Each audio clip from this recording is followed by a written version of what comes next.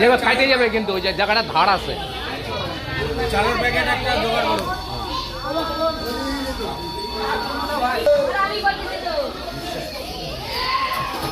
দেখো দেখো দেখো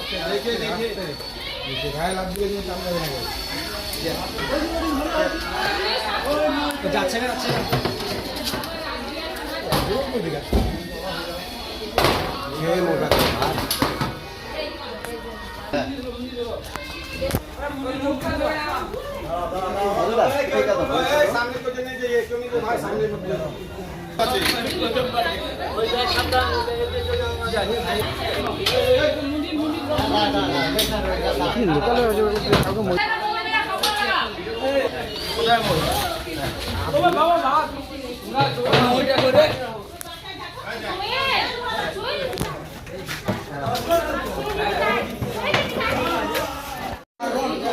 সিমেন্ট হবে না।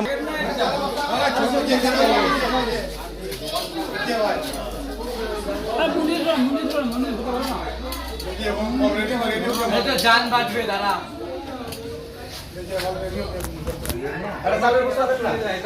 চালের বস্তা ম্যানেজ করো।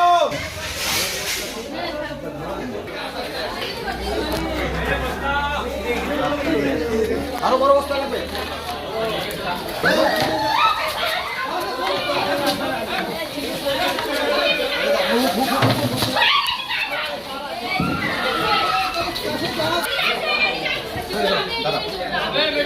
ছেড়ে দাও।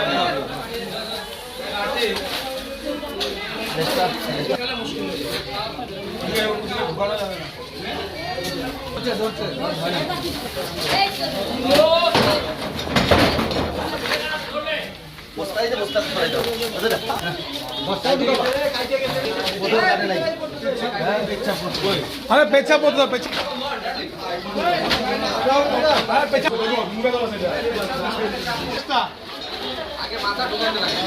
না ঠিক আছে ঠিক আছে ঠিক আছে গরম চলবে গরম চলবে মার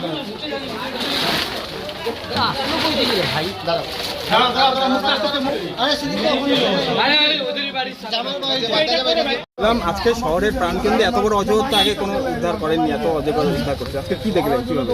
হ্যাঁ, আমাদের কাছে খবর আসে যে জলপাইগুড়ি শহরে 2 নম্বর ঘুমটি জয়ন্তীপাড়ার একটা গোডাউনে বিশাল বড় একটা অজগর সাপ ঝুলে আছে উপরে চালের সাথে।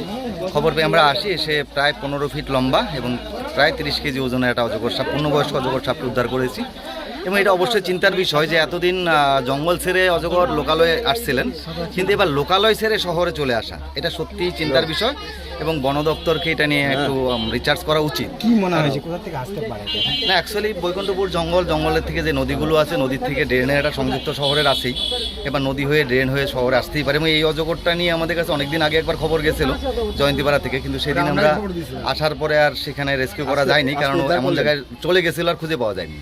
তো ঠিক প্রায় 1 মাস 1.5 মাস পরে আজকে আবার পাওয়া গেল। আকৃতি কতটা? প্রায় 15 ফিট লম্বা, 30 কেজির মতো ওজন হবে এবং পূর্ণবয়স্কই বলা যেতে পারে।